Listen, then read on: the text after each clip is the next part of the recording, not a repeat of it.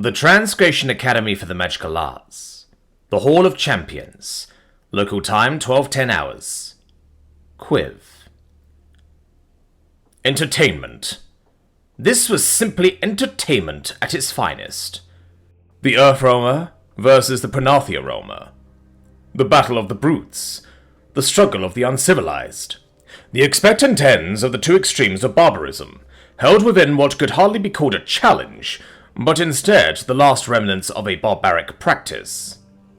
Physical violence, and indeed any sort of physical exertion, wherein the sapient were reduced to their flesh and body, was an activity unbefitting of the modern sapient. Yet despite this, I found myself inexplicably drawn to today's brutish aims. Does this not make me, in a roundabout sense, an accomplice of the uncivilized? Perhaps it does. But alas, such thoughts are best reserved for the drawing room. In this stadium of political ambition, it would be action which would come to dictate one's place in the greater games. And in this case, it was the fate of the foolish Ping's reputation that was on the line. It was perhaps this fact which prompted my sudden and uncharacteristic investment in this display of barbarism. The fact that his losses were my gains weren't lost on me, nor anyone paying attention for that matter. Indeed, in a strange twist of fate, I now found my interests aligning with the New Roamer, of all people. Now the New Roamer, that was a wild card that I truly had no bearings on. Her enigmatic nature extended to her aims, in spite of all her self-purported claims to the contrary. Though, frankly, it mattered little what her aims were in the grand scheme of things. Her very nature was an element of self-sabotage, and her actions spoke little to her aims in the greater games. Therefore, so long as she remained a thorn in Lord Ping's side, then she would remain useful in my eyes. Lord Rostarion was adamant about that fact. However, these thoughts, amidst many others, soon faded into the background as the waltz began in earnest. My eyes, non-elven as they were, remained poised on Ping's opening moves, the extent of which could only be described in a word befitting of the man himself: uninspired. The Pronathia Roamer had augmented his form, yet had only elected to barrel forwards, resulting in the New Roamer sidestepping his opening assault in one effortless motion. This was impressive for reasons similar to the prior week's gauntlet. However, I pushed those reservations aside for now, as it was clear Lord Ping wasn't done with the New Roamer just yet. It would be his next move that truly drew attention not just from me, but the discerning eyes amidst the crowd. As the Zealot, perhaps out of desperation, augmented his physicality beyond what should have been necessary.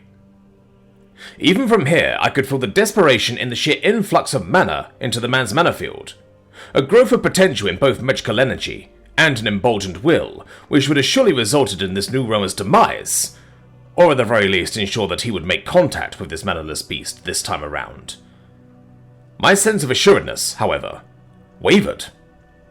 As unlike the zealous Ping, my mind dared to consider the possibility of the impossible when it came to this New Roamer.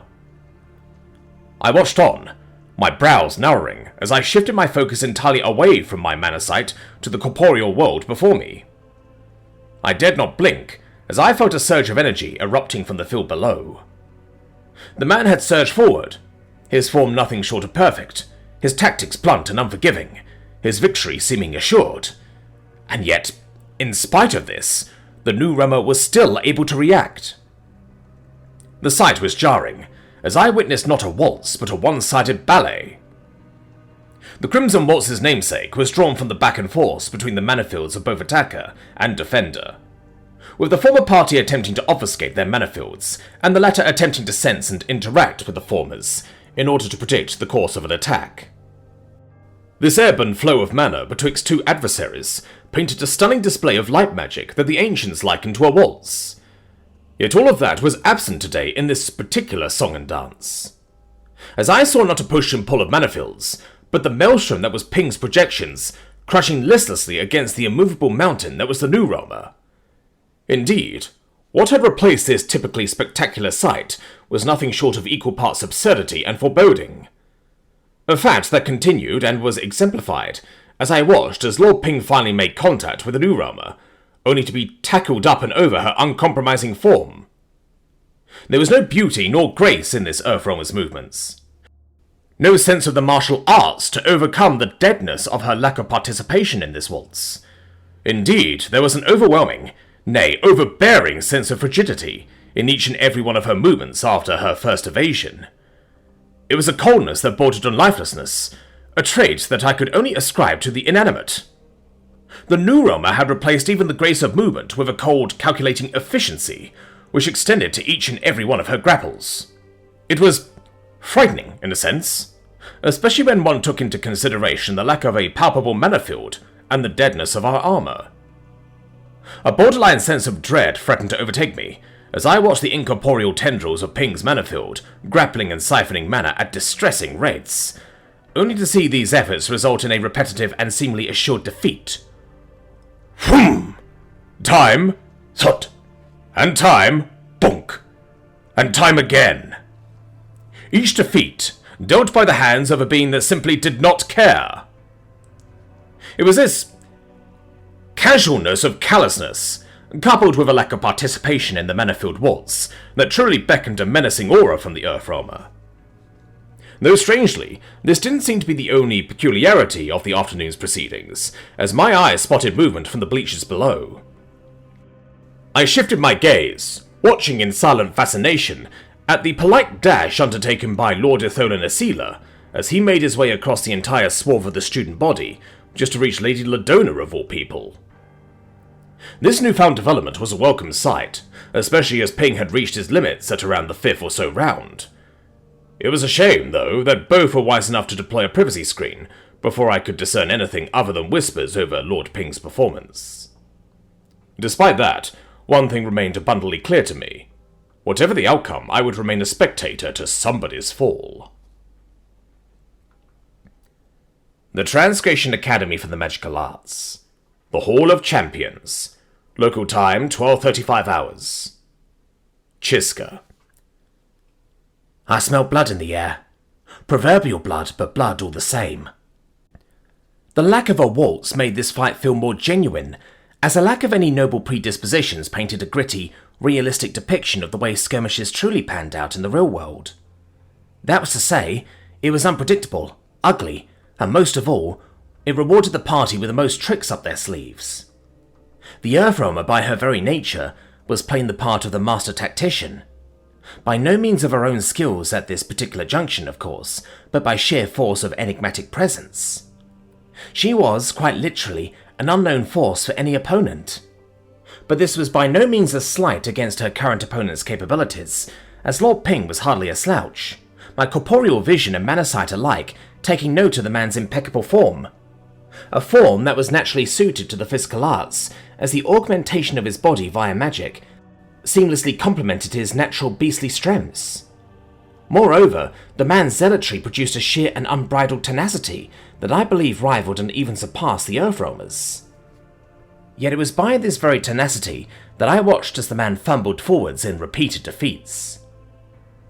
My heart raced, beating harder and harder as I saw these precocious attempts at snatching victory from the jaws of defeat, only to witness the near golem-like motions of the Earth Roma's martial prowess. Unlike her first opening moves, there was something rehearsed about these latter moves that I simply could not put my finger on. It was as if she'd practiced this very move time and time again to the point where she'd mastered this one motion. And yet, in any other instance, such dedication to the arts would have made one a master of their craft, not a mere student, and especially not a candidate who was expected to become a novice of all trades in preparation for their Nexian pilgrimage. When coupled with whispers through the faculty, and her peculiarly rehearsed speaking mannerisms, it all painted the new Roma with inclinations far beyond what even the most seasoned of favoured adjacent realms could muster.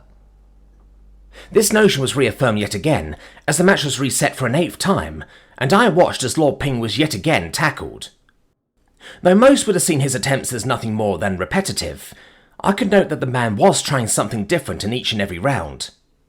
Slight modifications to his form, such as the angle of his opening step, the manner in which his arms were raised, and the twisting motions of his elbows, all of it pointed to a man ready to snatch the new Roma by either her waist or legs, all in an attempt to utilise her weight and heft against her. All in an attempt to force Laypole to do half of his work. But in spite of this, and in spite of time slowing to a crawl, as I watched the critical junction that was physical contact, I was yet again witness to the Earth Realmer's stunning reaction time. As her arms first gripped the Pronathian Realmer's elbows, sliding up to his upper arms, taking the initiative before lowering her own form, completely circumventing Ping's plans, as she once again gripped his waist for a tackle.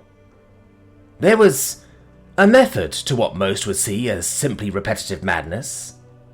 A method that I noted was also a complete spit in the face of the crimson portion of the Crimson Waltz. For whilst I did smell blood in the air, it was in fact metaphorical.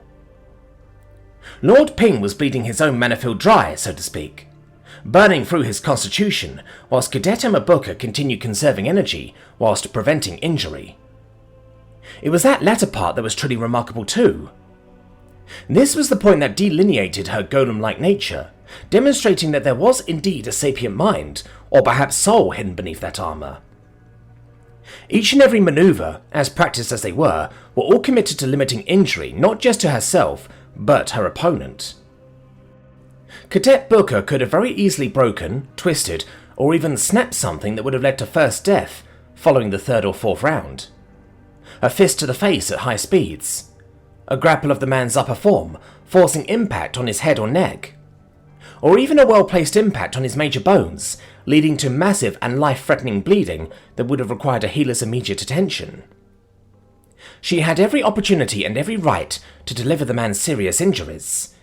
And yet, the only injuries she gave him were directed towards what probably hurt most, his ego. It was by the 9th round that I noticed Lord Ping's deteriorating constitution. The writing was on the wall, as it were, and there was little chance of him moving forward at this junction. This truly was his last stand, a fact that the man seemed to understand, as he took far longer to prepare for this final altercation. I could feel the discordant thrums of desperate siphoning, tugging and pulling at the latent mana streams. I almost felt something akin to an excessive degree of magical potential, alerting my senses to the possibility of cheating. However, a quick glance at his person and his uniform revealed nothing out of the ordinary. No illegal enchantments, no hidden artifacts, nor anything that could provide unfair advantage. This truly was a final last burst of potentially injurious actions, prompting me to keep a closer eye not only on Ping, but also on his intended target. Time slowed to a crawl as I counted down the seconds. "Ready?" I beckoned, my eyes darting back and forth. "Steady?" I continued, as I could see the motions of Ping's muscles and manifold both corporeally and intangibly. I held a breath, glancing briefly towards the stoic and unyielding Booker. "Go!" I felt a massive disturbance in the mana streams. Then, in quick succession, a degree of speed and untempered motion resulted in injuries to Ping as he overextended himself prior to even reaching the Earth Realmer. Yet that didn't stop his gambit, as the resultant forces of his grapple were felt by the Earth Realmer in full. Or more specifically, on her hands in full. I heard a sound that in any other instance would have been trivial, but in the Earth Realmer's instance sent shivers up my spine. My heart skipped a beat as I blinked over towards her direction in a single motion. "Should something compromise her suit, there is nothing you can do." Vanavan's warnings rang loud, clear, and resonant in my mind. "The signs of harmonization should be clear, crisp, and tangibly visible. You cannot miss it." I scoured for disruptions in the mana field, finding nothing, save for the small disruptions in its currents from the squirming and injured Ping. "Healer!" I yelled for Ping's sakes, while still attempting to ascertain Emma's condition. Only to see her raising a hand, watching as its 5th digit was bent backwards in a way that it clearly wasn't designed to do. However, that single motion was enough to assuage all of my concerns. Any motion was indicative of her survival, as harmonization would have simply been an instantaneous death. There was no threshold for injury, only a closing encounter, of the third kind too. In contrast, even first death was reversible for Ping. Speaking of which... Poke. I felt a small note flying, and then landing in one of my pockets, interrupting my trail of thought. I turned to the bleachers, finding the source of this disruption in the games, and narrowing my eyes at the man whose decision had instigated this challenge in the first place. Whilst the two students remained squirming on the ground, I quickly opened up the letter, only to find a simple message that completely upended this entire challenge. With a silent nod, I moved to summon my whistle, and in a single motion, I raised both the letter and breathed out a sharp, shrill tune. Challengers! I directed my attention at the pair, before turning to face the bleachers. Witnesses! I hereby call this challenge annulled, under grounds of voluntary forfeiture by one Lord Itholin Asila. The air tensed, as I cleared my throat for this next formality. Does anyone find issue with Lord Itholin Asila's terms? The Transgression Academy for the Magical Arts. The Hall of Champions. Local time, 12:35 hours. Eleanor. A forfeiture? My whole body trembled as I was met with the expectant eyes of tens of gold-hungry students. I am quite certain that a compromise can be reached in which this challenge may... I recognize Lord Itholin Asila's terms and consider this challenge moot, a student spoke, which triggered a cascade of agreeable nods and similar sentiments from a whole swath of the student body. No! I find issue with Lord Asila's terms! I screamed out, harmonizing with a few of Lord Ping's fervent supporters, but finding my voice overruled by the sea of those who I'd very nearly successfully pilfered from. No! My purse subsequently exploded, releasing piles upon piles of gold, which were swiftly returned to their rightful owners. I felt my heart clench, and my eyes narrow into pinpricks upon this, as I eventually found myself letting out a long and drawn-out cry. No!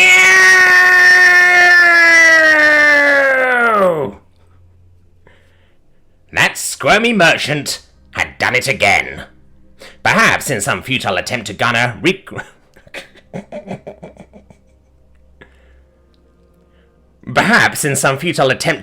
recompense, following my decision to bookkeep independently from his services. The man was simply getting back at me. I took this now as a declaration of war. The Transgression Academy for the Magical Arts. The Hall of Champions. Local time, 12:35 hours. Itholin. Trade and commerce flows through you, but you have yet to have shown promise outside of theory and amicable spirit. As it stands, you'd make an excellent bookkeeper, son. Perhaps even a right hand of a merchant lord. But to truly be a merchant lord, to become the master of House Asila, you must understand that there exists an underlying art to commerce and trade. Intelligence can only get you so far, but charisma and wisdom must be at the centerpiece of your crown. And while you have adorned your repertoire well thus far, I fear you have chosen to fulfill all requirements but the most important one of all. I understood now what Father meant. There were times where split-second decisions must be made. Bold decisions, perhaps even foolish decisions, but decisions that would come to shift the dynamics of dynasties and houses. I was presented with one such decision following the end of the first few rounds of Lord Ping's disastrous performance. A decision that promised to completely flip our fortunes in exchange for the sacrifice of our reputation. The conversation with Lady Ladona was the only hurdle towards these ends. However, the longer we sat and watched, the more it became clear that my offer was the only means of averting yet another disaster against Lord Ping's favour. Do it and take the fall. I shall consult with Lord Ping on the nature of your recompense following your forfeiture, was all she said in response. Though, frankly, discussions with the Anura Realmer were no less imposing than they were with her group leader. For despite her frail form, she still managed to exude a menacing aura of power, akin to Lord Ping's. I wish to have consulted Lord Relaria over these proceedings too, but given his preoccupation over the financial gains from this event, I doubted I could break through to him in time before Ping's defeat. Following Professor Chiska's acceptance of my terms, I quickly found myself singled out by the entire student body, their eyes and ears focused on what it was I had to say. I had a choice. An opportunity to simply remain quiet, allowing public discourse to settle their suspicions amongst themselves. However, I knew that for this gambit to work, I needed a plausible rationale. Otherwise, it would be Ping who would shoulder the blame of acquiescence. No, I needed to commit to this narrative, one in which he was not to blame. And what better reasoning than one which singled out blame not to my group, but to my person? I have come to the conclusion that I have made a grave mistake, I began. I relinquished what should have been my own responsibility, my own duty to that of my betters. In doing so, I have lost sight of my self-respect, allowing surrogates and volunteers to fight what should be my own battles. For that, I wish to apologize to all involved, to those I have wasted the times of. I paused, bowing to the student body around me. To Professor Chiska's precious efforts. I paused once more, bowing in the professor's direction. To my surrogate champion and to my opponent, to whom I owe a great apology for having dragged her into this mess of my own creation. I bowed twice more, once towards Lord Ping and the next towards Emma Booker. There was a calculated strategy in doing so. For despite the loss to my own face, I had earned something perhaps far more valuable in return. I had gained Lord Ping's debt, normalised my relations with Emma Booker, and demonstrated to my peer group that I was ready to take the helm of peer group leader, taking personal responsibility for my actions, be they positive or negative. A few seconds elapsed following that speech, after which a series of dissatisfied sighs soon emerged. I felt the familiar weight of social derision bearing down on me. Yet, despite this, I couldn't help but feel a sense of relief washing over me, a realization that I'd ultimately exchanged our fates for the better.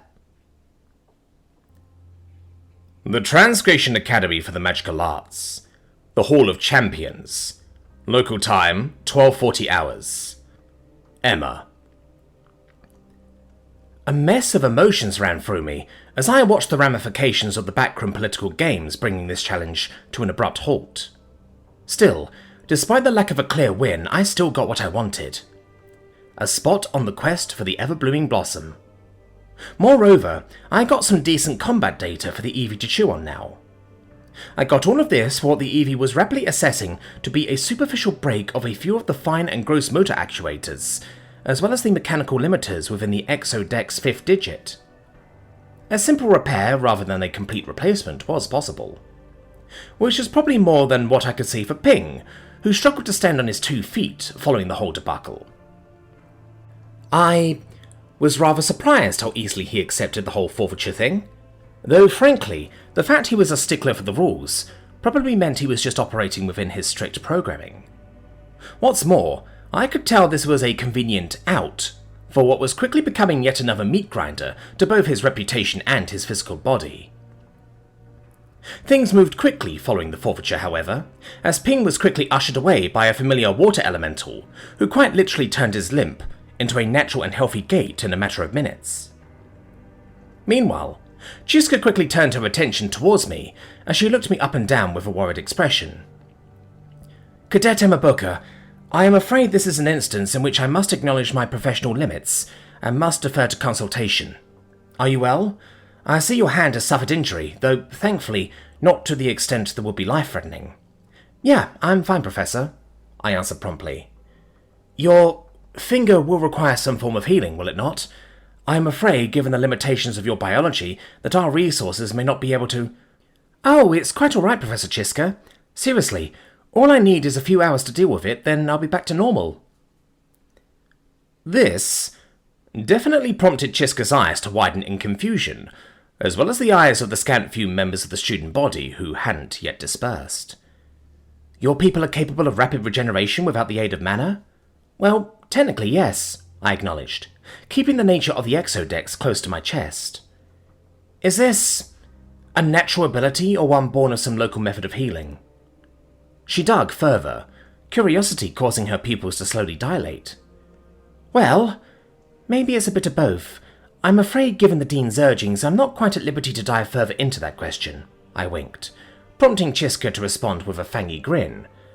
Of course, Cadet Emma Booker, of course, she snickered out. Well, in any case, I won't keep you for long, but do stop by my office any time you wish. As your professor, I'd certainly like to know the progress of your recovery.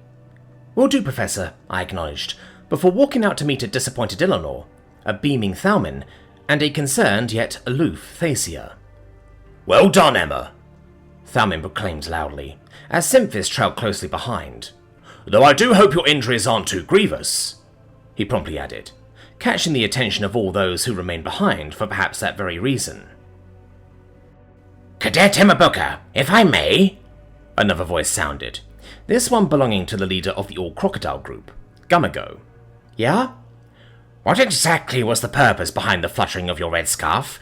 I assume there has to be some significance behind such a specific action." "Oh, that?" I chuckled, crossing my arms as I did so.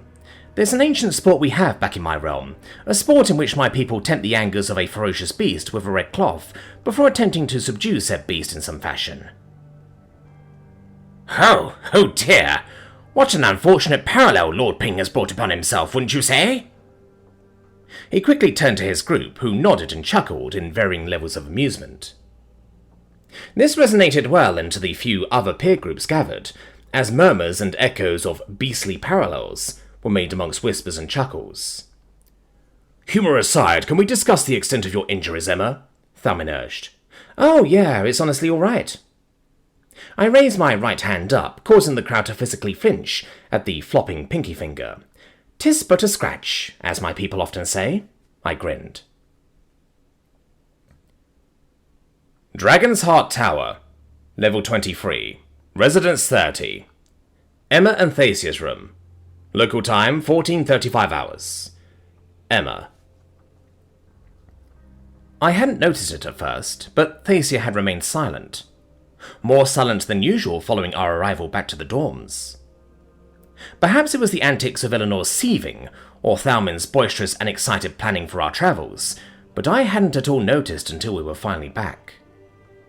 It was only when we were alone together, as I sat down next to one of the supply crates, that I finally noticed it, or rather a lack of it. Conversation. A deafening silence had descended where there'd at least typically be some form of banter between us. Be it some passing words of advice, some strong rectifying words against some social faux pas committed in the day, or even some casual conversation. I didn't think much of it at first, probably because I was too wrapped up in the repair of my exodex while she went about her routines. But as soon as I was about halfway done, in the midst of the downtime that the automated calibration processes presented me with, did I realize just how sullen she looked. It was then, and only then, that I finally spoke up, feeling my throat seizing up for a moment as I did so. "Hey, Thacia, are you doing alright?" I offered. The princess didn't respond, at least not at first, as she took a few long moans to compose herself before strutting in my direction. From there, her focus shifted not to my eyes, but to the flinching exodex in the midst of recalibration. "It is I who should be asking that question, Emma," she stated plainly, with a mix of emotions I hadn't yet seen from her. There was an array of tones that the EV seemed to struggle to translate. From fear and worry to disappointment and frustration, it seemed as if the VI was finding it difficult to assign a voice for Thacia, which was probably why it resorted to allowing elements of her natural chirps to come through, the likes of which carried with it a complex array of song-like cadences, all of which pointed towards one emotive direction, a measured concern. "I appreciate the concern, Thacia, I really do, but I'm seriously okay. Like, I hinted a little while before, these hands you see here aren't really where my hands are located in the suit. They're basically extensions of the armor that are designed to take a beating, and are entirely disconnected from the hermetic seal of..." "Then what would have happened if your gauntlets weren't the target of today's travels, Emma?" Thacia interjected, continuing off my first point with an impassioned chirp. For a moment, as brief as it was, I had entertained the likelihood of the unthinkable," she reiterated, her eyes somehow locking with my own. I found myself scrambling for a response that refused to form, struggling and failing to justify myself, as the gravity of the situation slowly came to dawn upon me. And in that moment, I found myself truly grappling and eventually empathizing with Thacia's perspective. "You've talked extensively about the risks taken by the pioneers that came before you, and the life expectancies of those who occupy the very role you currently inhabit." The princess paused, before breaking eye contact for just a moment. "I do not wish for you to become a resident of your Wall of Martyrs. Not yet, Emma," the princess continued, as I found myself unable to evade her eyesight. I assure you, Thasia, I had the situation under control. I trust that you did." Thasia interrupted suddenly. "And out of respect for your station, I want to believe that you did. But these social and intellectual realizations are in conflict with the resultant ends of today's events, or at the very least my personal interpretations of such events. As damage to your armor, physical damage that is a matter of tenuous life and death," she countered, causing me to completely halt that train of thought. "The armor is rated for these sorts of things. I was trained for, well, rolling with the punches as they come." That answer was crap, and both of us knew it. "Emma, I find myself increasingly concerned with each passing challenge you commit yourself to. I understand that today's travails with Lord Ping resulted in trivial damage, as you put it. However, can I expect the same from your confrontation with the dragon?" That line of reasoning made Thasia's concerns all the more clear to me, as I grimaced inwardly toward myself, unable to do much but crane my head away in shame. "I'll do you one better, Thasia. I'll make sure I return without a single injury. Dirted, scratched, and a bit bruised up? Sure, maybe, but I promise I'll be cautious. You have my word, Princess," I finally offered, after a moment of reflection. "Knight's promise," I quickly added, attempting to diffuse the tension with that little dive into humour. Though effective, Thasia's expressions still carried with them a degree of worry that was difficult to come to terms with, as she simply nodded in acknowledgement. "A knight's vows are sacred, Emma," she finally spoke. "Especially to a princess, no doubt," I chimed in, attempting to de-escalate things even more. A gambit that, to my surprise, somewhat worked, as I garnered something of an abashed look from the princess. "Yes, indeed it is."